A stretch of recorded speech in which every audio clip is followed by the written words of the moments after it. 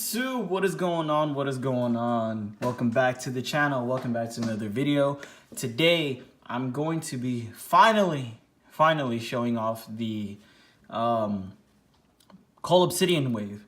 I finally have the last two figures I needed. So I said I was gonna get these like on a toy hunt, but I got really impatient and I couldn't wait, so I decided to get them on Amazon. So I got them both for retail each, and they were the last two pieces I need to get the Cull Obsidian wave. I'll probably be uploading these videos back to back, just so you guys, if you guys are interested, or if you guys are curious to see, you know, each figure in detail, here it is. Now's your chance. But for these two, I'm gonna do these together because, you know, you can't have Antman without the Wasp, and you can't have Wasp without Antman. So I decided to put these two figures in review together. So let's crack these guys open and take a closer look. All right, so up first we have is Hope Van Dyne, aka the Wasp, and I'm not gonna go into the Cull Obsidian pieces only because I'm gonna do a review of him right after this in his entirety. So her accessory starts off, she does have her unmasked Evangeline head, and I am digging the new face scanning technology that Hasbro or Marvel Legends or whoever came up with it is doing, because it looks a lot like her. So it comes with her unmasked head and then her masked head, which has her eyes seeing through, which I think is really cool, nice touch.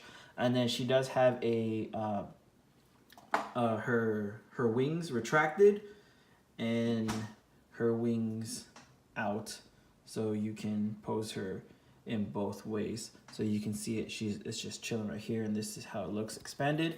And then is the bottom, yeah, they're all four are articulated, not like fully down, but you know, this is the most farthest down and the farthest up it can go, so it can definitely show her how she's flying. So it's cool. And then it's easy to put on. It just comes with a peg on the back. So let me show that right quick. So you just take it off and then you just pop it on her back and bam, which I think looks really cool, really dope. And like I said in some of my past videos, I'm still relatively new to collecting. I've only been collecting for a few months, and I just started getting into the Marvel Cinematic Universe line. So let me just mess with her up front. So, you know, it's cool to start adding these guys to the collection, and I'm really excited for the Ant-Man and Wasp movie, only because I am a big fan of the Ant-Man movie, because Paul Rudd is one of my favorite actors. Loved him ever since like 40 Year Old Virgin, This Is 40, you know, those movies. So if you guys haven't seen those, definitely check it out. You know, Paul Rudd is Paul Rudd. You know, he can only do Paul Rudd things. So going into articulation real quick, with her head, with her unmasked head, you know, she can look down very well. She can look up. I like how this thing is, her ponytail is kind of like a separate piece, so it can get out of the way if she's looking up. Her shoulders go out really well.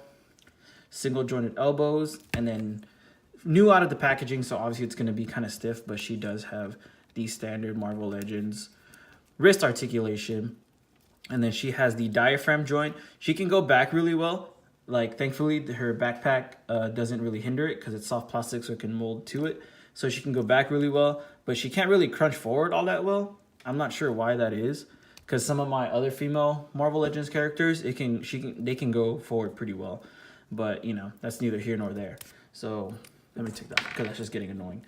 She can do the splits, somewhat of the splits. She can do that far. She has a thigh cut, double jointed knees, which I think are awesome. It goes far really well, or it bends really well, way past 90 for both.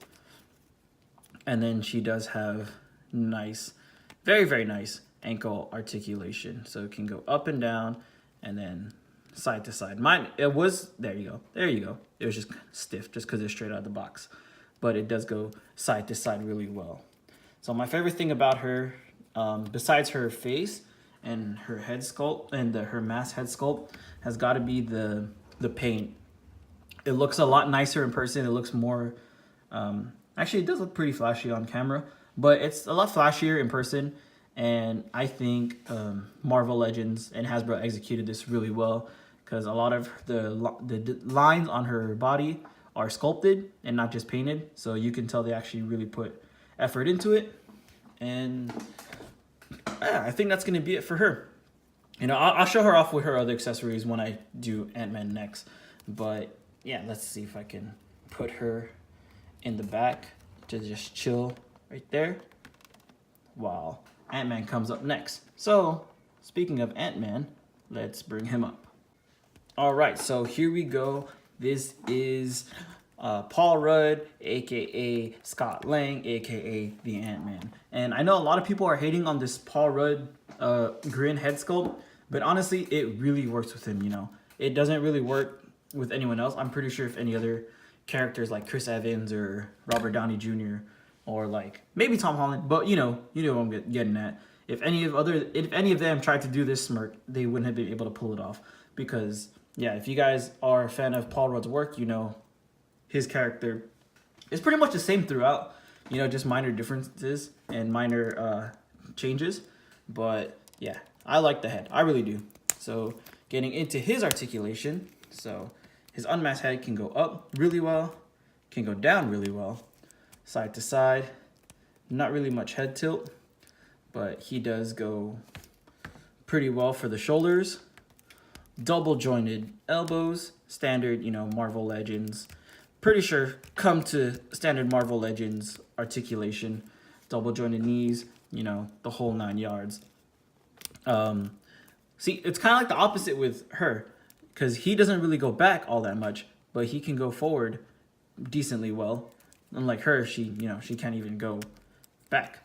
And then he has waist swivel, and his belt is actually a loose piece.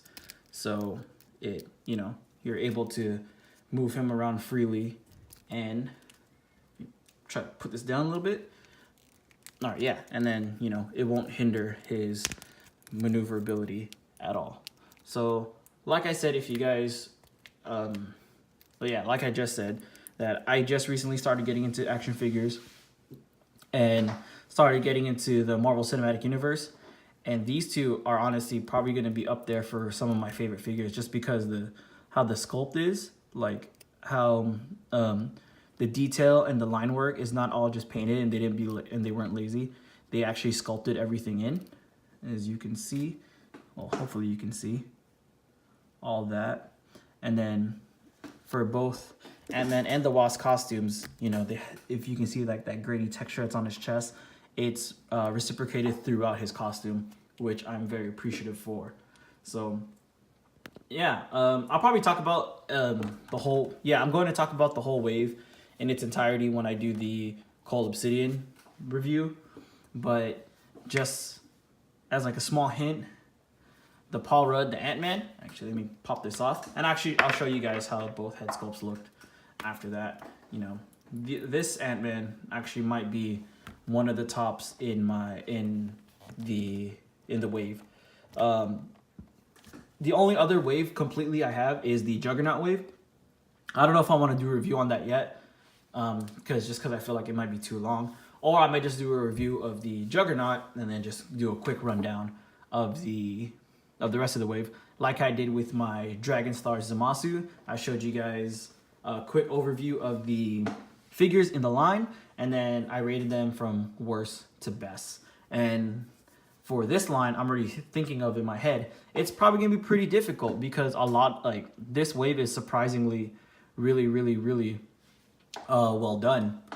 So there's like some hard hitters, some very hard hitters, and you know, some that you think we're gonna, you know, just be like average. Like, I'm not gonna lie, because they've had multiple Ant-Mans already, I thought this Ant-Man was just gonna be average, but he's actually surprisingly, you know, really well built.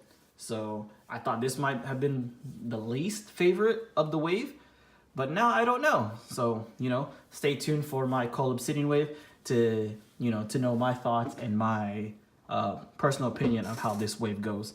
So speaking of wave, let's move on and show you guys the other accessories that the Wasp comes with. All right, and here's how they look together. And the Wasp has her wings extended out. One thing I wish they could have done was they could have had Paul Rudd's eyes go through his mask, his visor, just like the Wasp's is. But, you know, I can't complain too much. And I also wish that they could have given Ant-Man more accessories, only because they have this head and the Build-A-Figure piece, and that's it. And as you can see, he has one fisted hand and then one open hand. So, you know, maybe they could have given him his shrinking and enlarging disc that he had in the first movie. You know, maybe one or two of those, just so you can have that effect of like he's throwing something.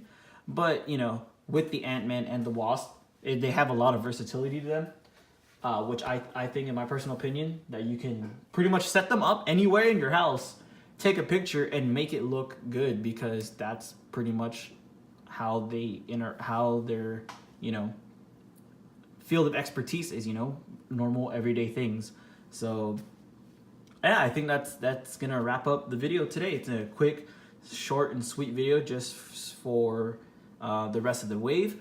Very happy to finally complete it. This is my second wave, and I know I said that I don't do complete waves, but I might be, you know, biting myself in the butt there by going back on my word and, you know, completing whatever wave I can that I do like. Only because I say that only because I actually fully I pre-ordered the whole new X-Men Apocalypse wave, and I can't wait for that. So I'm not sure when this video comes out, but hopefully, since I'm on a little vacation next week or the week of the 4th of July, that I'll probably be pumping out videos, or I'll be, you know, at least editing them, making sure they're ready to go. If you guys like what I'm doing, please consider subscribing. Please consider, or please like the video. Please share it. You know, share it to. But I know there's a bunch of Facebook groups, toy Facebook groups out there. You know, I would greatly appreciate the support. I'm at 106 subscribers right now, and I thank you very much for all of them, each and every one of you. Yeah, pretty much that's gonna be it for this video. I hope I'm not forgetting anything. In other words, you know, follow me on Instagram. Follow the crew I'm in. It's the Fig Accumulators. It was started by my homie Chris. It's a bunch of cool. It's a group with a bunch of cool dudes who, you know, just have a passion, same that I just recently found in action figures. You know, I know a lot of guys have been doing this for a while, and I want to just say thank you, and I appreciate you guys paving the way for newer collectors like myself to get into this hobby and to get into this lifestyle. So thank you guys for that, and I will see you guys in the next video. Peace.